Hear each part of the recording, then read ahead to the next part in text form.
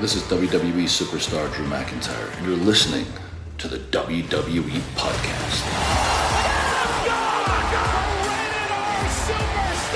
The champ is the one that everybody wants, me. Becky Lynch is going to WrestleMania.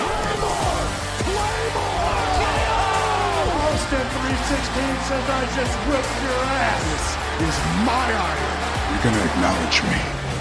What's going on, everybody, guys and girls? Welcome back to another edition of the SmackDown Review, technically. I mean, I am the host of the SmackDown Review, Michal Ritter. You can find me on X at Michael5Ritter, also on Instagram at Michal Ritter 5, and of course, one of the hosts of the Football Function podcast, available on all of your podcasting platforms, and also available on Patreon if you prefer an ad-free experience.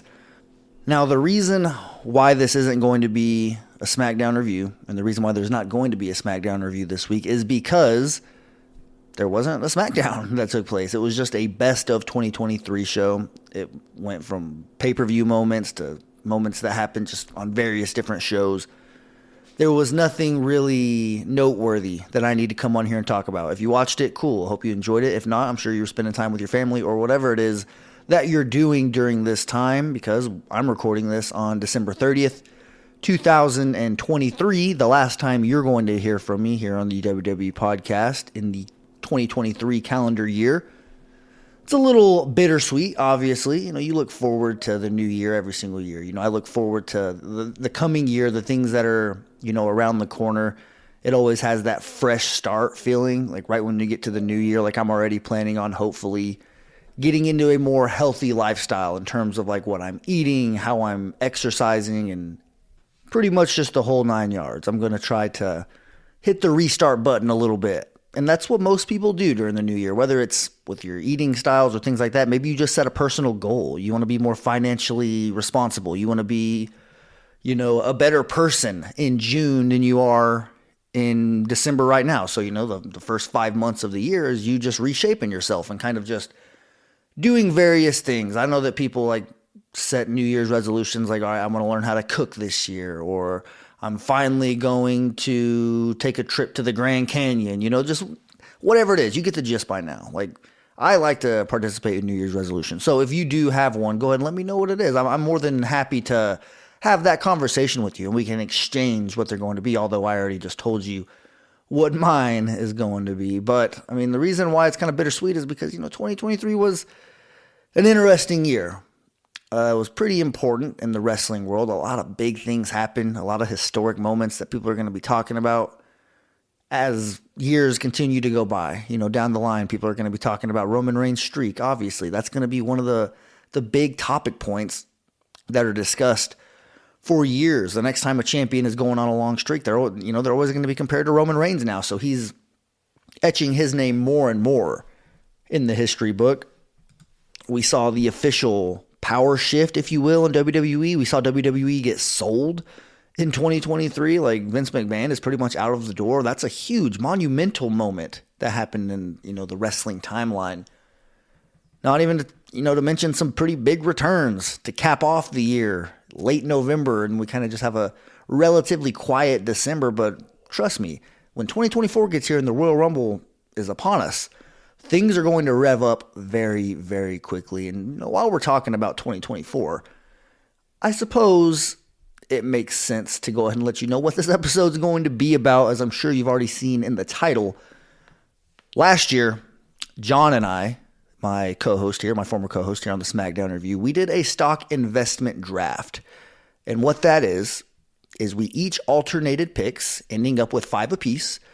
And we just picked wrestlers that we felt like were in store for a relatively big 2023.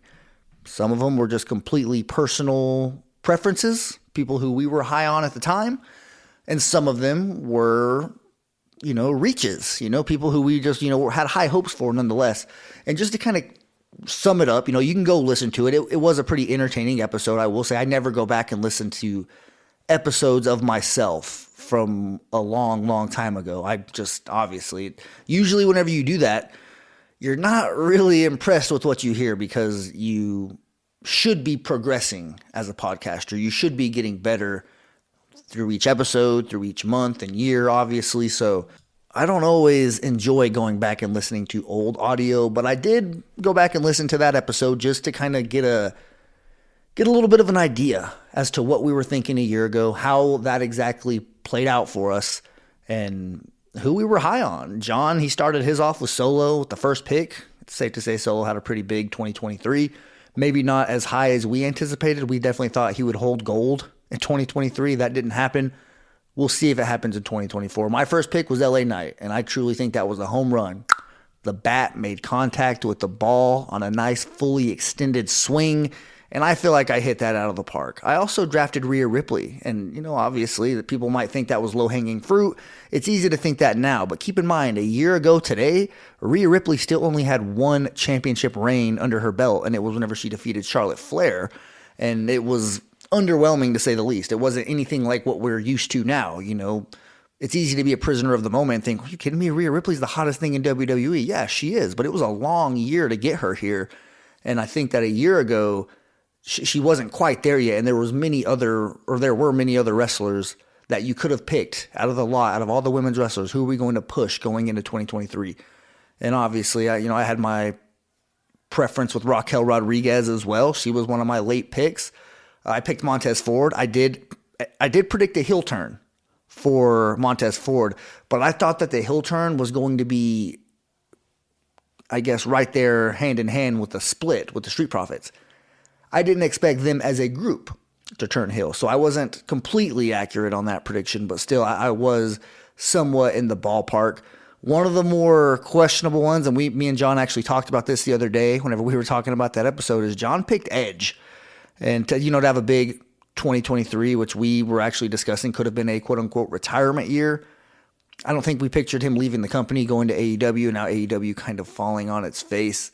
I picked Austin Theory with my final pick, and that was a little bit of I don't know how to really feel about that. He was the United States champion at the time, if I'm not mistaken. If not the U.S. champ, he was definitely on his way to becoming the United States champion. But nonetheless, go back and check that out. It won't take too long. Just whatever podcasting app you prefer, even on Patreon, you could just go to the WWE podcast. I mean, it's only like, 6-7 episodes a week they get dropped usually.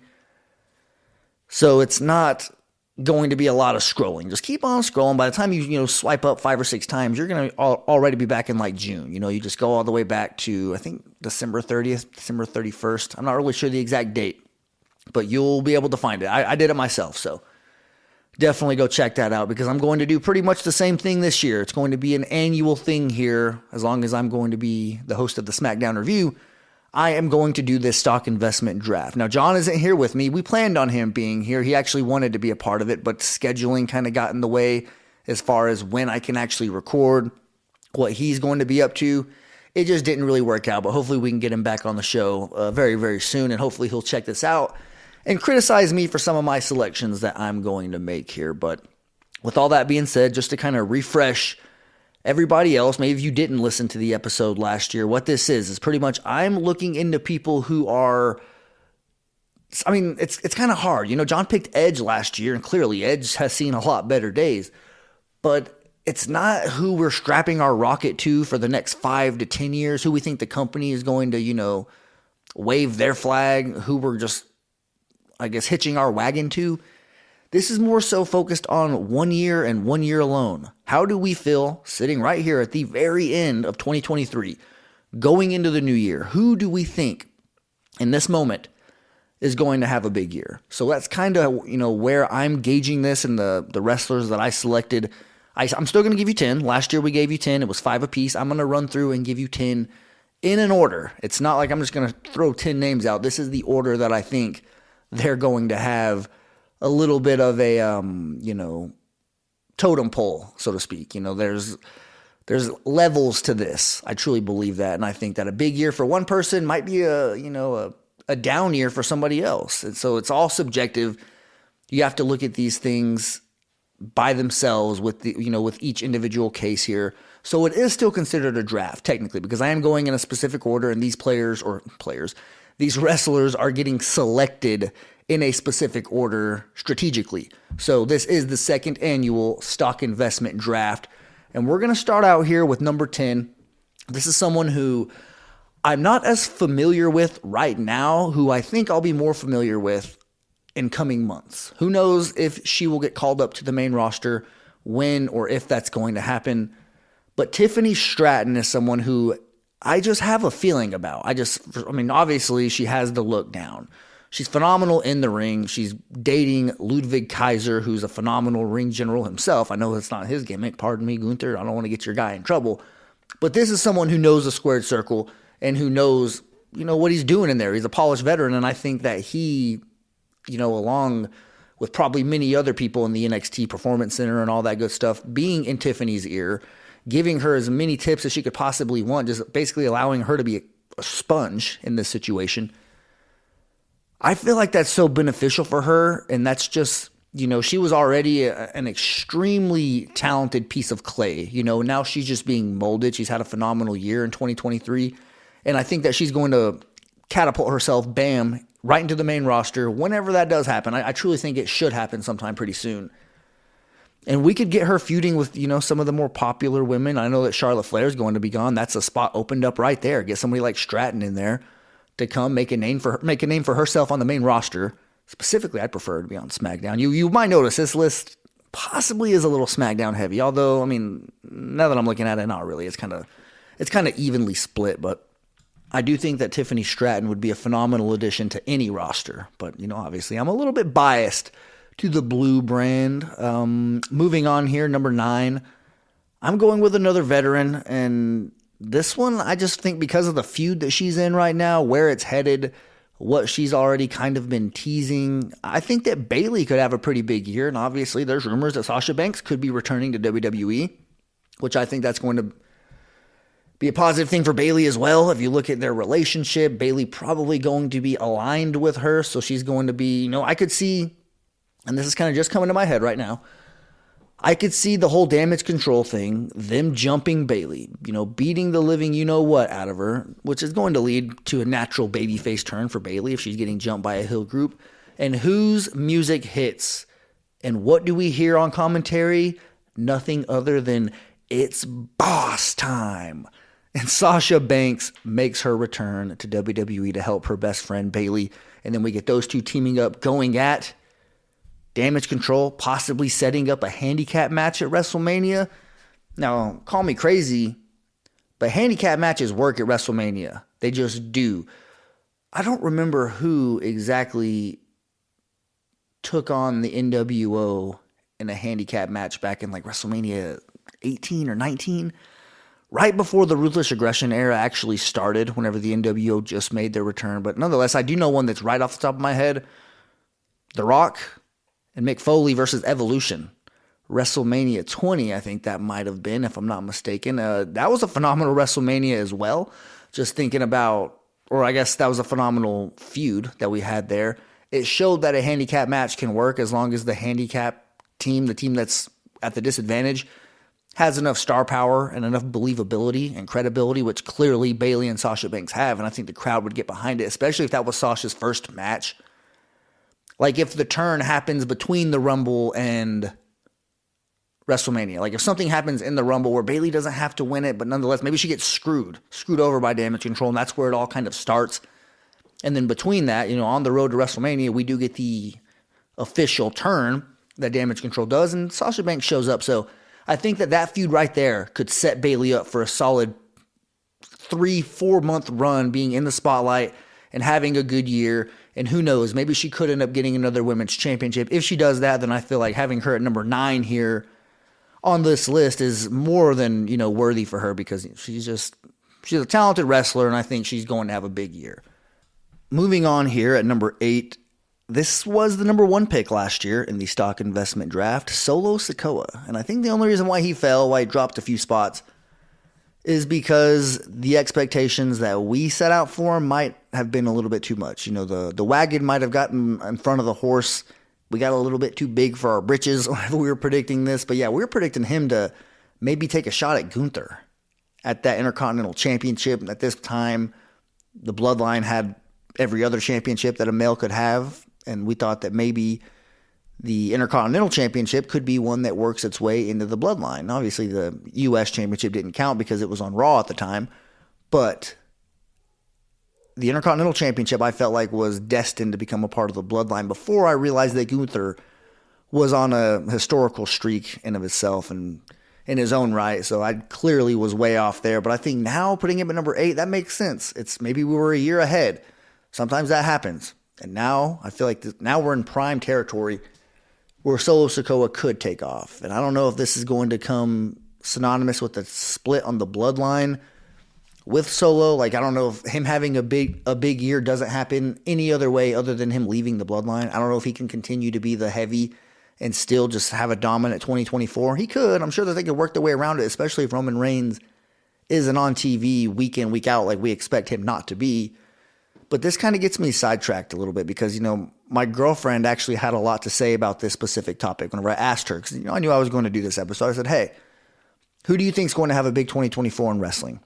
And she named off a few names. I'm not going to say some of the other names that she named because I don't want to give any of the, higher participants on this list. I don't want to give them away, tip my hand a little bit. But one of them, she mentioned Solo too. And she was kind of a little bit too on the side of thinking that he could dethrone Roman. And I was like, all right, that's not going to happen. But I didn't want to completely let her know that her opinion was way off because obviously you never know. Anything could happen in the WWE. But I do feel like that was a little bit of a stretch. And side note here, do you guys ever have those moments when you ask someone a question? It could just be, a real just out of the blue question, just genuine. You're looking for a quick answer, bam, move on. And then they end up spending like 10, 15 minutes talking about it. And oh man, I didn't really plan on having a, long discussion about this. I was just hoping you'd give me your opinion quickly. This is kind of how that situation played out, obviously. I was just asking her for her input. Just, give me some names. Who do you think is going to have this? And next thing you know, she's, dropping storyline. She's fantasy booking herself. I was like, oh man, I got myself into this one here. But nonetheless, I'm sure that, many people can relate to those situations just in general, whether it's with a coworker, a friend, a family member. I'm sure, you spent some time with your family over the holiday break at some point. Maybe you have that uncle that he just starts talking, and you guys just kind of start going off about, whether you're talking about old times or just catching up. You're good after about 8 to 10 minutes of the conversation, but here you are 16 minutes later and, it's still going. Or maybe that's just me because I'm a little bit selectively social, antisocial. I'm not really despite having a podcast, which is kind of crazy, I'm not really much of a chatterbox, outside of the recording studio. I kind of, I'm all for the genuine conversation. If that's going to happen, cool, let's do it. But I don't really enjoy small talk. It kind of makes me a little bit, uncomfortable, so I'm just more so an organic conversation kind of person. And sometimes that, doesn't always happen whenever you're talking to someone you haven't seen in a long time. But hey, it is what it is. That's just part of the holidays, I guess. But I'm way off topic here. Solo Sikoa at number 8, I truly think is a nice little solid spot for him. Number 7, Grayson Waller. I think that, championship gold might not be in his future. That might be a little bit of a stretch. But I think that at the very least, he could start winning some matches and being more respected inside the ring. Because right now people they know him more for his talking than they do inside the ring. And I'm not as familiar with his wrestling ability to be able to give you a concrete opinion. Obviously, he spent way more time in NXT than he has on SmackDown. And what we have seen of him on SmackDown isn't nothing to write home about. I know he went one-on-one with Edge, and Edge kind of gave him, that stamp of approval, like, hey, you held your own, kid, good job. And that always means something whenever a veteran does that. It usually works out for that wrestler in the future if they get a nice head nod, a nice hat tip from someone like The Undertaker or Edge. So I do think that Grayson Waller is going to have a pretty big year. As long as he can stay healthy and WWE has big plans for him, I think he could execute. And the Grayson Waller effect could become more of a show, but also we get more of him, as a full-time player inside the ring. And, let's get some respectability behind this guy. I know that he's a heel. He's going to be that annoying heel that kind of always is running away from confrontation. He's always going to stir it up. He's an instigator. He's going to start it. But as soon as push comes to shove, he's not really inside. It's almost like that saying, like people like to use their outside voices until it's time to step outside. It seems like Grayson Waller kind of has that in his DNA. But let's see here. Moving on. Number 6, Kevin Owens.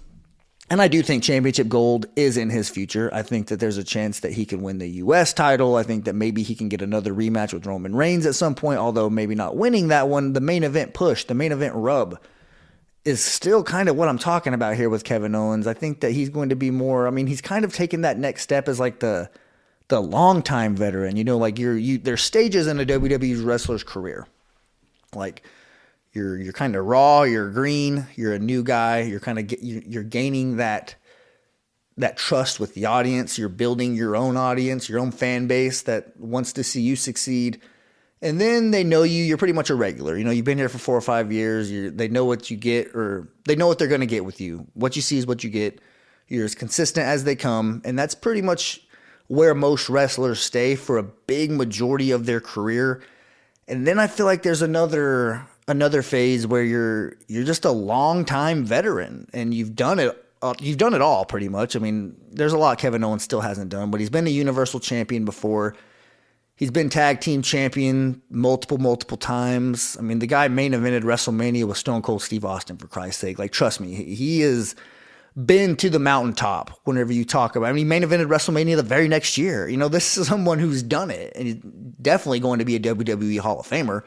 So I think that because he has such an impressive resume, and he's just winning more and more people over. Like, if you ask 9 wrestlers, like 9 or 10 wrestling fans, like, all right, who did you not really appreciate at first when you first saw them, and they eventually won you over? Who would you kind of lean with, I guess, if you had to pick a wrestler? And I've heard a lot of people mention Kevin Owens, and myself included. I feel like whenever he first made his debut, I really wasn't a fan of his whole shtick. I just thought it was a little bit like, come on, man. Like, you're going to have this guy come in and immediately go balls to the wall and push John Cena to the limit. I was a little bit thrown off by that. But as years have gone by and I've gotten a chance to actually, get to know Kevin Owens, not personally, but just him as a wrestler and his character, I know what Kevin Owens brings to the table. And he's someone that you definitely want in your company representing WWE, obviously. Moving on, number 5, none other than Santos Escobar. If I can quote Carlito for a little bit. This is someone that has a new group going into this. He got some pretty good exposure to end 2023 with the LWO and the feud with Rey Mysterio and having a heel turn. Now he's going into a new year with this. He already has one of the best theme songs in the business.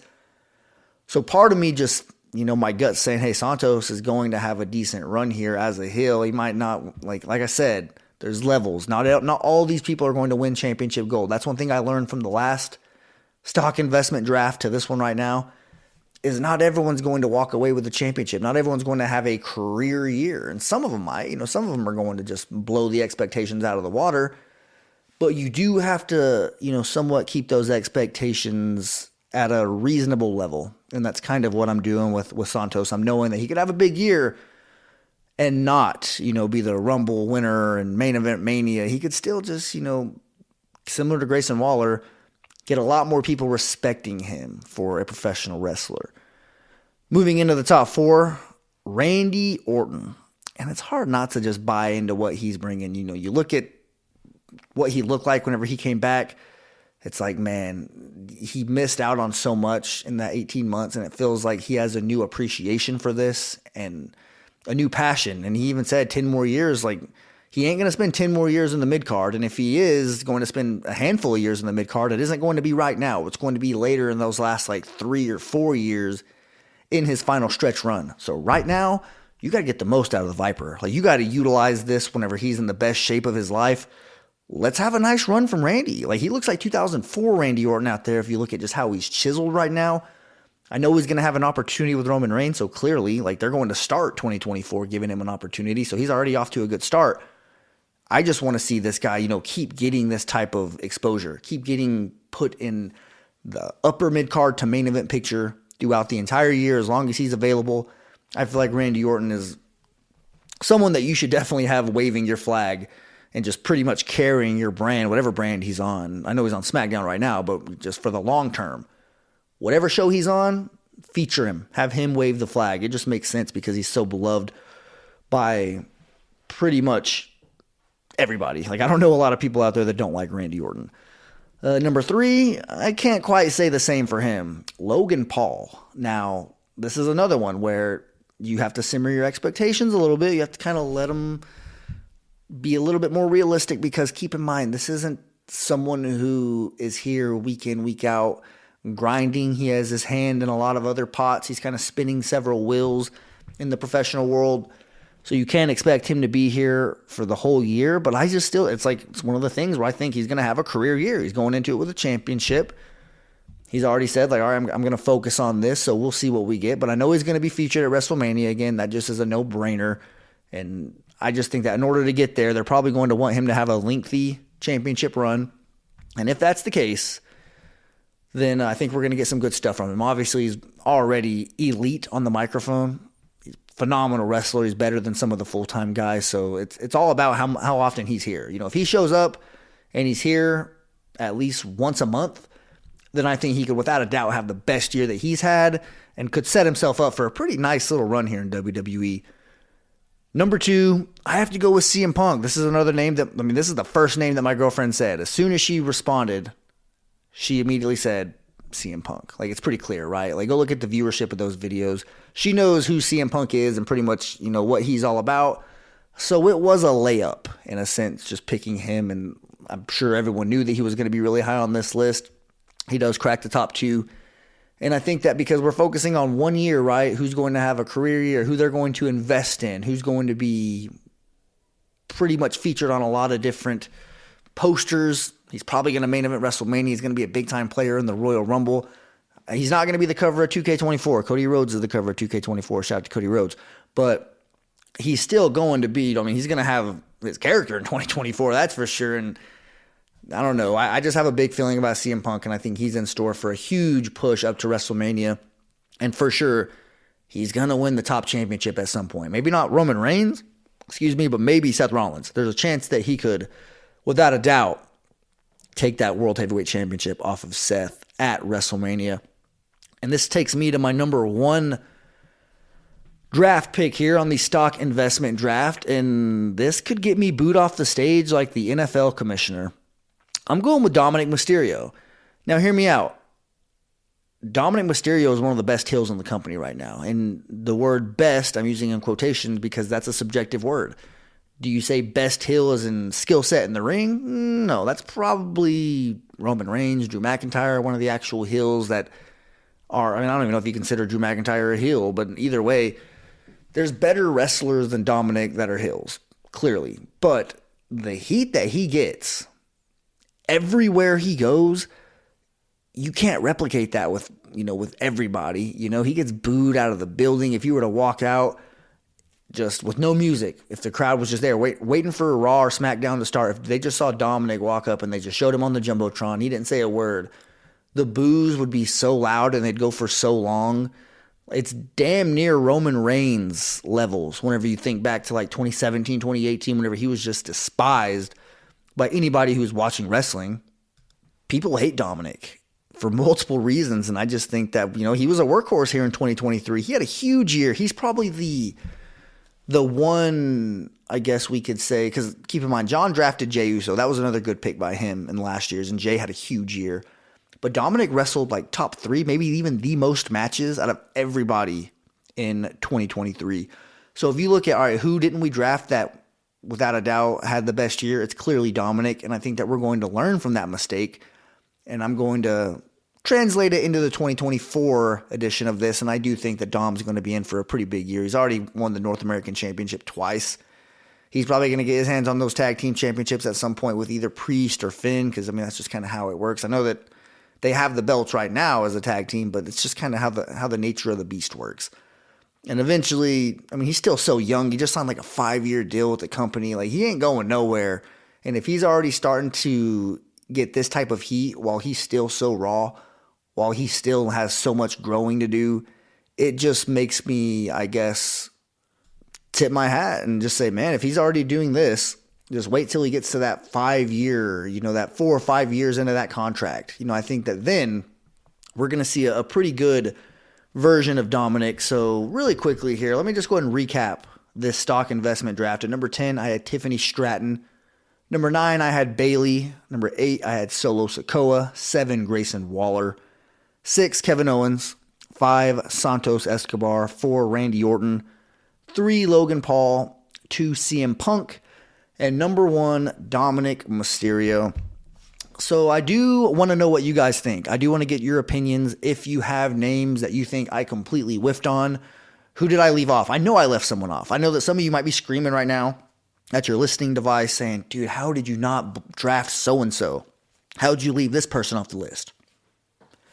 Definitely let me know. I want to know who I forgot because, that's the only way I'm going to really remember, right? Obviously, I'll probably go look at some names and think, dang it, I should have put that person on. But as we sit here right now, that's my list, and I am curious to hear what you guys have to say about that. So thank you guys so much for tuning in to this episode here on the WWE Podcast. It's not a SmackDown review. I'll be back next week to talk about the SmackDown review. But for right now, I'm going to bid you farewell. Thank you so much for all the support and everything you guys have done over the past few years.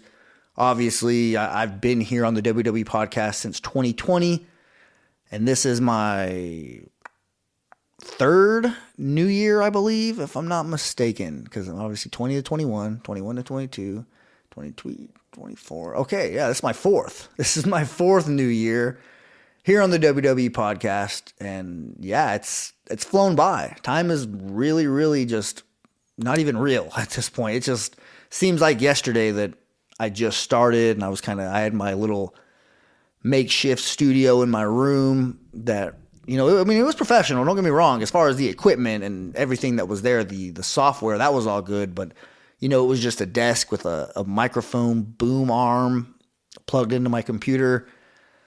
And I would spend hours on these podcasts because I was so new. I didn't really know how to do it. I was still kind of getting my feet wet. So I would watch the entire episode of SmackDown, 7 o'clock to 9 o'clock. I would take diligent notes. I would, put the pen to the paper. I would use my laptop eventually, and it would be, pretty hardcore notes going into it. And then immediately after it went off the air, I would go to my room and I would record.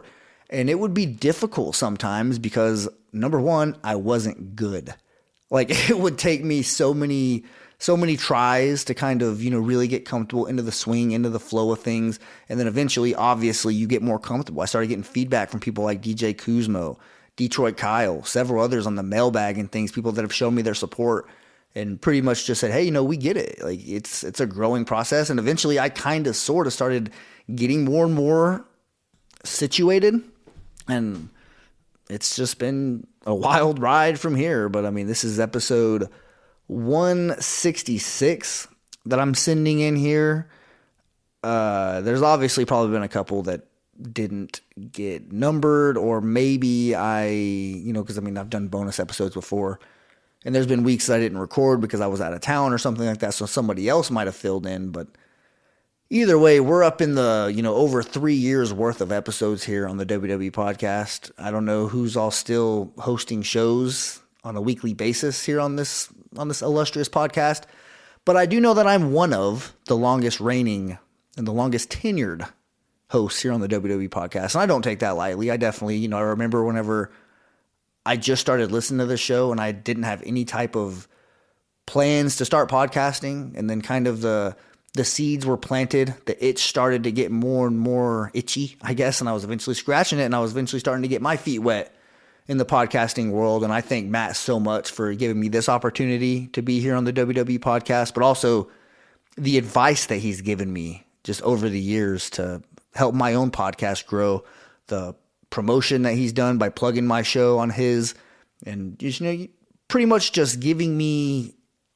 endless accessibility to ask whatever questions I have to him, and anything that he can, give to me knowledge-wise. I've always kind of just soaked it up like a sponge, and he's a big reason why the football function has kind of taken off the way that it has. And obviously I appreciate all of you that have come from the WWE Podcast to the Football Function Podcast.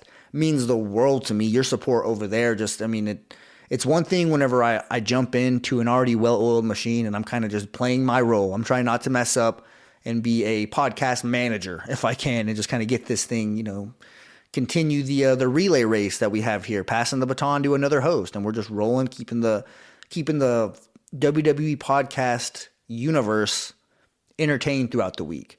So for those of you that come to my show, which I built from the ground up, that's a little bit different. I didn't get thrown into that. There is no well-oiled machine. Everything from production to editing to recording to the logos to the music, it's all done pretty much by me. Obviously, I have some very good co-hosts, people that have contributed via audio, sent in audio clips and just do their thing. Obviously, I've gotten co-hosts who have come onto the show and hosted their own show. And now that's the reason why the Football Function is more than just a singular show. It's a massive tree with other shows kind of branched off. And that's something that I'm really proud of. And, I just, support over there means a lot. So those of you that have just taken your listening routine and added that to it, I cannot thank you enough. Hopefully you'll continue to do so in 2024 because good things are always in store and the best is always yet to come. So thank you guys so much. Have a damn good rest of your weekend. Enjoy your New Year's. Please be safe. Do what you got to do. Call an Uber. That's the number one thing. You want to get home safe physically and, harm-free, but you also, that's when the cops are out. Let's just call it like it is. Let's be honest. They're looking for drunk drivers. They're looking for people who are out up to no good late at night. Don't be one of those people. And if you are going to be out late at night, which, you're probably a grown adult, do what you got to do. Just be responsible is all I'm saying. Go have fun. Go have a blast. Go celebrate the new year the way you want to do it because life is short and you're not promised another one of these, so definitely go enjoy it, man. Celebrate, do everything you got to do to have a damn good time. Just do it responsible so we can get you in the new year and have you continue to be part of this WWE podcast family. So one more time, guys, Happy New Year. Have a phenomenal weekend. Walk passionately in the direction of your dreams, and I'll talk to you next year. Thanks for listening to the WWE podcast. Don't forget to subscribe on your favorite podcast app so you don't miss a show, or head to WWEpodcast.com. And for all of these shows ad-free, head over to patreon.com/WWE podcast. Until then, we'll see you next time.